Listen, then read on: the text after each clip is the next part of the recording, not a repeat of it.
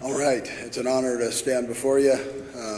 I bring the team with me.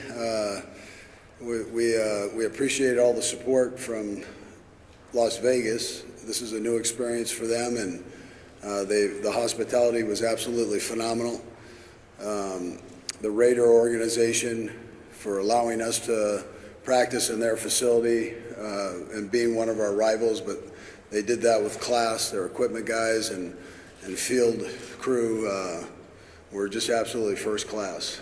And then for our organization and all the great work that they did at the beginning to set everything up for us was unbelievable. The hotel that we stayed at, the people there were great. So all in all, a good trip. All of those things were positive, whether we won or lost. And then excuse me, but we were able to pull one out. That game could have gone either way. I think we all know that. Kyle and the 49ers, John, all those guys are class act, and they've done a heck of a job there. So we felt like it was the two best teams in football playing each other, strong in our own rights in certain spots, and it was a good clash and presented the world really a heck of a football game, and they got an extra quarter of it, which is even a more beautiful thing. So with that, if you have questions. Good morning, Andy, and congratulations. Thank you. A couple things for you. First off, I think I understood you to say after the game last night you're coming back for another season. Is that right? Yep. All right. To hang with you. We are.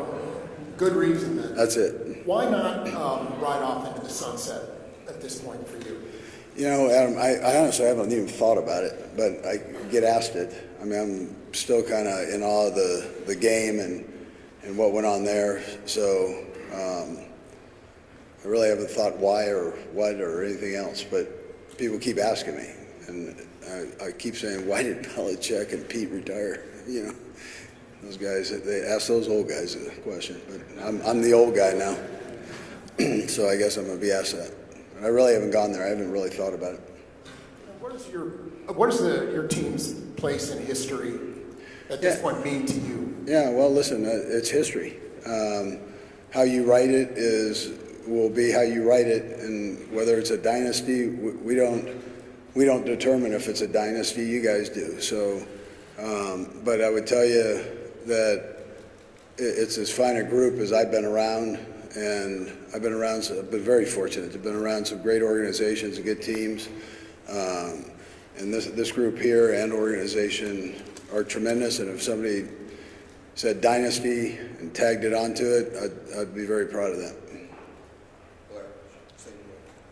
Andy, first time for the new overtime rules in a postseason game. Can you share with us what you would have done if you had won the toss? Yeah, so that can go either way. So we would have kicked the ball off. The officials actually are on top of it right away. They're on it. There were still a couple seconds on the clock, and we have the extra officials on the sideline, and they were asking me what we would do, and I said we would kick off. Made sure Patrick was on board with it. He was the one who had to go out and do that with the officials. So, and then Dave Toad making sure that he was there. But that we had already gone through all of that. The advantage of having Mike Frazier is he, like I'm sure their guy did, does all these studies, and we had it all mapped out. And we were able to cover it with the guys, and so everybody knew. Now, when it happened, with that amount of time on the clock, I think we were all like, "Whoa," you know. So I know what McCole said there. We just had this hard-fought fight, and all of a sudden, it's a walk-off. You know, it's a weird feeling that way. Andy, Yes, good morning. For the third consecutive Chiefs Super Bowl, you guys overcame a 10-point deficit. How does that compound and help build the belief? Yeah, Sam. It's like that last climb to the observatory, Sam. the last 100 yards, man. The guys never doubt. They see it, they know what they have to do, and they never doubt themselves. It helps that this guy over here is on our team, and he set such a positive attitude for everybody. And between Patrick, Kelsey, Chris Jones, I could name a bunch of them. There's never any finger pointing. There's never any doubt. And we went in at halftime down by 7, and the guys go, "We're right there," and we just need to take care of business. We shot ourselves in the foot a little bit in the first half offensively, but the defense kept us going. That's kind of how the season was. It was a little bit of a microcosm of the season and how it's gone. But the guys, they hung together, and special teams had a couple nice plays, big plays, and then the offense got moving, and the defense kept pounding them. It worked out okay. All right, we're going to go 3 more. We'll start right here. Andy, Jason Leisure with the Chicago Sun-Times. You mentioned Patrick Mahomes, the advantage of having him. How much margin does he give you in the sense that you don't need everything to be perfect for you guys to have a chance? Yeah, well, I tell everybody it's all perfect, exactly how we called it. He makes it look easy. I would tell you that. And this is a fluid game with the best athletes in this sport in the world, and you narrowed it down to the top 2 teams in the world. And he's out there playing like he's playing in the backyard, like it's nothing. And the 4th down play was a naked throw, and he said, "I want that play, and if it's not there for the throw, I'm running it." And so from a head coaching standpoint, a guy that works with offensive guys, all you can ask for. Yeah. Back there. Yeah, Andy, I'm going to follow up on Blair's question.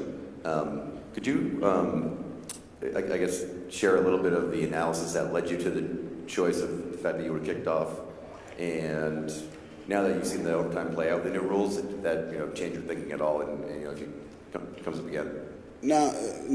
So there are a couple things in there that we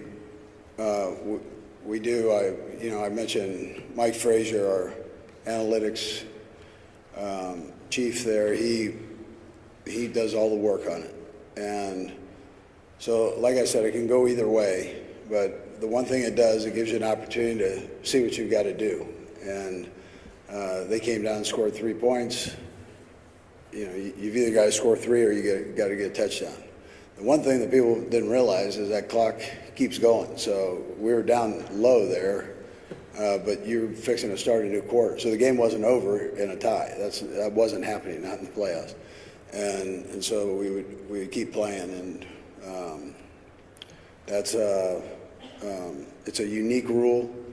It doesn't get used very often, but I think it was great for the National Football League. It was great for the viewers of the National Football League.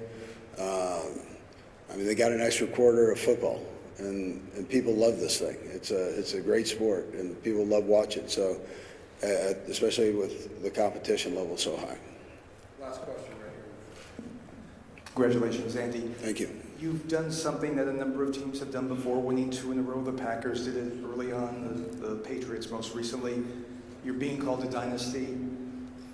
What does it mean to you to maybe try to do something no team has ever done and win 3 in a row? Yeah, that'd be something. I don't know. Yeah, I just asked that to this guy right here, Ted. I said, "Has anybody won it 3 times?" And he goes, "No." I said, "All right. We'll see." We've got great competition in the AFC West. We just had some coaching hirings, and these guys are good football coaches with good quarterbacks, good teams, and so it's not going to just be easy. That's not how this thing rolls. We'll have changeover on our team, which every team has, so you don't know what's there. There's a whole lot of unexpected, and you got to keep battling through it, have a good off season, and then good training camp, and And then that ball's shaped kind of funny, so it's got to bounce for you in the right direction. Yeah.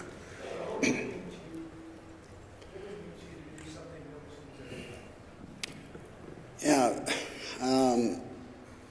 Listen, I don't think a lot about that, but that would, I think that would be pretty neat, neat thing to do. But you don't really go there when you're in this thing. You go back to your dark room and the film and the draft coming up and the combine, all those things. That's kind of where you go.